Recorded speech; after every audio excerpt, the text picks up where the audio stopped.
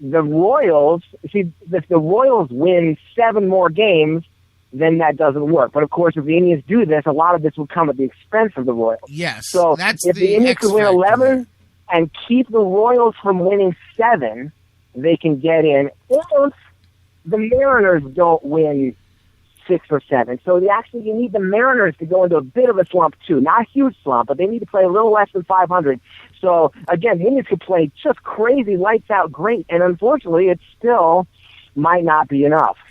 Well, absolutely. I've got some of the schedules here for the wild card teams in front of me. Of course, we know what the Indians have. They've got 3 remaining at Houston, 3 at Minnesota, the big 4 at Kansas City at home, and the 3 with Tampa Bay. Looking at the other teams, like you said, the Royals, they've got the 4 with us.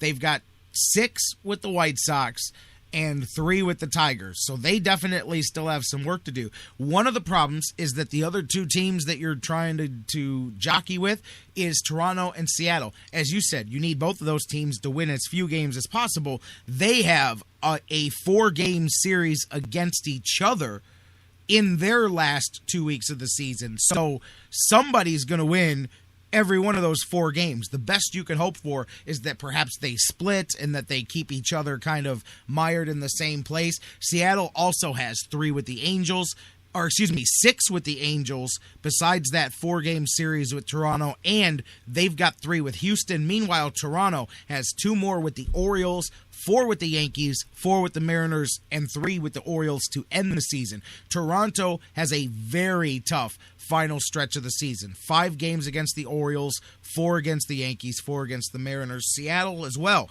faces the Angels 6 times in their final group of games. So they've got some tough. It's still there. But that being said, again, the Indians have to get busy. Last night was a night you had to win. You lose ground when Kansas City wins late.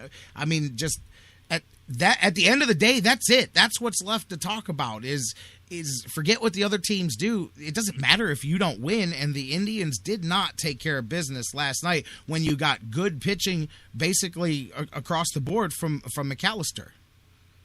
Right, and that's what you said. If you play the game that you want to play, then ultimately it's not going to matter what other teams do. And you talked about the Blue Jays. Actually, I don't think we really need to worry about the Blue Jays because, again, nothing is going to happen unless we seriously go like 11-2, and you just Absolutely. have to assume that the Blue Jays aren't also going to go 11-2.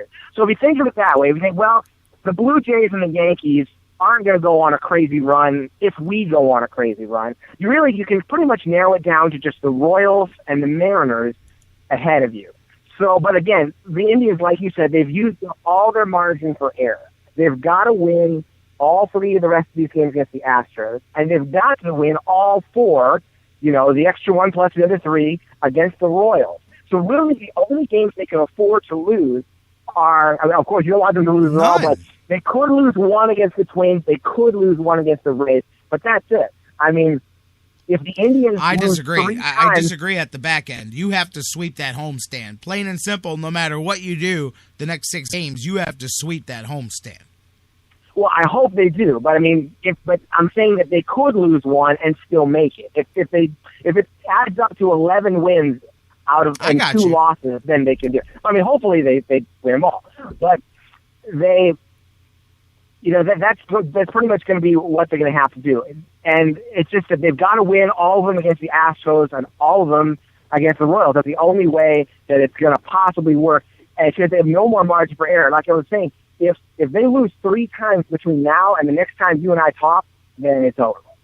Absolutely, and Bruce is right. Do not forget that one of those games, it's that game. And I said when it happened, I said this could loom big in the final week of the season. And if the Indians were to sweep that series, I mean, then that game does loom big because that's 3 outs and you pick up an entire game. That means in one day, basically in 1 game and a half of an inning, you can pick up 2 games on the Royals. You know what I mean? Mm-hmm. So that would really that's be huge. something. That's huge. But you got to get there first. And I do disagree about the back end. You can say you're not going to win them all. That's fine. If you lose, it's in the next 6 games because I don't agree that you can lose one to Tampa. Once, let's say you come home and sweep Kansas City, them final 3 games are going to decide it right there. There's no room for error left. That's right. And I mean, hope for they the do love win of them all, God, but can we? They could finish 11-2, and if the Royals finish, 6-7, then I think we're okay. What would be funny is if the Indians do go on a run, and if the Oakland A's pull a completely epic face plant and just fall on their faces and drop out of the playoff race. They would have to be really bad. They'd have to be like 3-10 in order to screw this up. But if anybody can screw that up, it's the Oakland A's. Absolutely, and that's something to keep in mind. I mean, we talked about we've kept an eye on them since that trade there. Well, if you're going to go on a run, I guess the best guy you're going to send out there is tonight. Corey Kluber's going to take the mound for the Indians, 15-9, 2.4 ERA. Going to go out there and he has got to do what he does to keep the Indians in it. And that's the thing. You look at each of these games, and we've got to win all these games, but in real life, you got to win one at a time, and that's something that the Indians have to. I'm sure that Terry Francona and the rest of them are talking to them about. We've got to just win the game that's on today's block on the calendar. We can't get to the other ones until we get through this one. Of course, you got to like having Kluber on the mound. The starter for the Astros, it's only his second start. Nick Tropiano. He beat the Mariners last week, actually, but it was just, 5 innings, 2 runs. It wasn't like a super stellar Cy Young performance. This is definitely somebody who is beatable, but, the Astros do have some pretty decent pitching actually going up in these next couple of days. They've got Overholser tomorrow, who we have beaten, which is nice. I mean, he went 6 innings and we got 10 hits off of him. But then you've got Scott Feldman, who people think, he's kind of a journeyman. We can beat him. And that's true, but he's been pitching pretty well. In fact, his ERA is under 4. So it's not going to be easy. And, of course, you just almost assume that guys like Kluber and Carrasco and Danny Salazar, really those are the best 3 guys you could possibly have going in these 3 games. And you'd love to see them just shut the opposition down. But if you're going to go on a run like this, we've got to get some kind of offense. We can't rely on winning games 2-1. We've got to get some offense in these last 2 weeks, or it's just not going to happen. Absolutely, Jeff. Absolutely. And you know what? Here's another piece of advice. When the other team has exactly one guy who is the most dangerous hitter in the lineup and everybody else is, okay, you got some young guys, you got some average guys, but there's one guy who's plowing away, leading the league in hits, who is batting .342. He's not exactly surrounded by Martinez and Cabrera and Kinsler, and no, he doesn't have that kind of protection. You can't let the one guy in the lineup that can beat you. Come on, man. Right. That's right. This isn't like a manliness test. It's not like Kien S. Macho. Well, they did last night. Altuve, and we've got to strike him out. You know what? I would not mind. I think the Indians can retain their strength, their stamina, their manhood, even if they pitch around him, work around him, go give him anything to hit, and say, we're going to be the smart ones, and we're going to let those other 8 guys try to beat us. I would rather face the other 8 than face that one guy. I'd walk Altuve every time. You're not even going to hit the ball for the next 4 days. Well, 3 now, but you might as well just set the bat down because you're going to just walk over there to first base. That's it. I mean, I'm going to dare one of the other Astros to beat me, Right. I was just going to say that. I dare somebody else to knock that guy around the bases and have him score. That's it. I mean, that's the thing. When you look at that and you're like, whatever.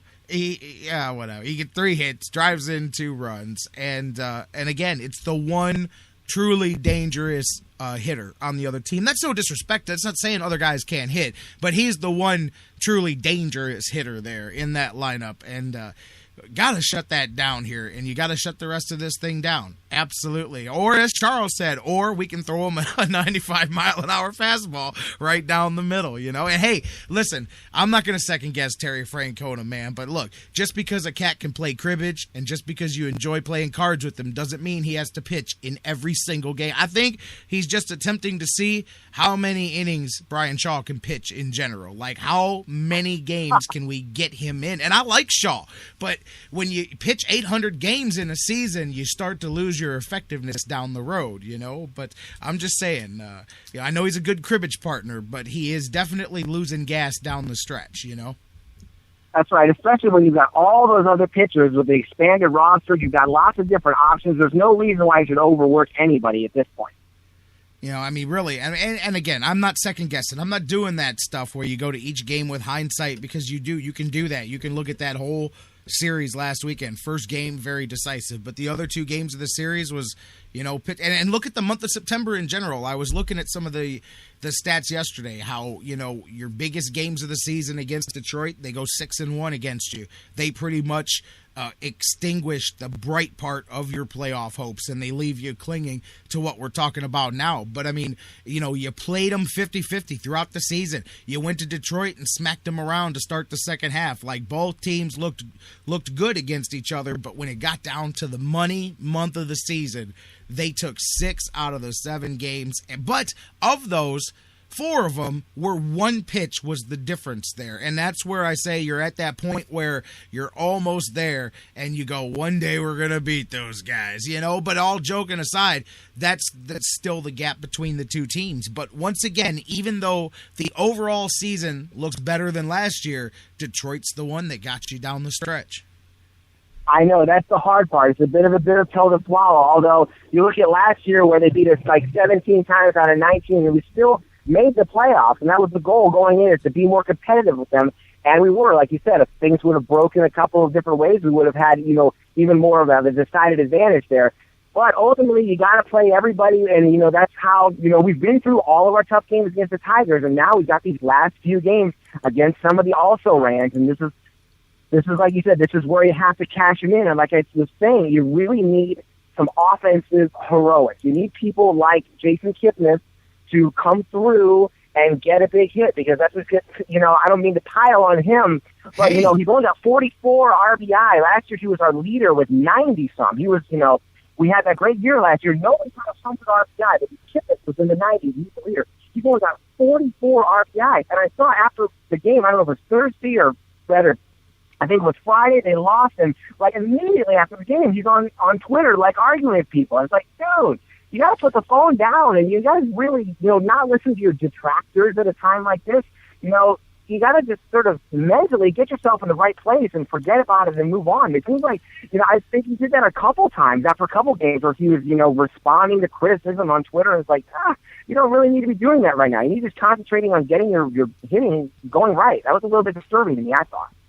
Absolutely. There's some questions and some issues with Kipnis. I mean, within himself and with the organization going forward. It's not just him, but that's a good lightning rod right there for all of them. During this slump here, losing these 4 games, Brantley's 8 for 16. The rest of the Indians are batting .225. And, I mean, that's a wrong time of the year right there. I mean, Brantley in his last 18 games is at .423 right now, even though he had the costly blow of the catch there yesterday. But the rest of the team, .225 throughout that stretch. And I'll also say this. This is the Indians' worst stretch of games, and they've got to avoid losing today to match that. But since the beginning of the season, when they lost 6 in a row from April 25th through the 30th, and that's going all the way back to when they were figuring their problems out. And so you don't want to go all the way back to that here and undo a lot of the good things that we've seen in the second half and especially in the last month. But yeah, I mean, that sums it up right there. I saw Bruce in the chat room say, well, why do you pitch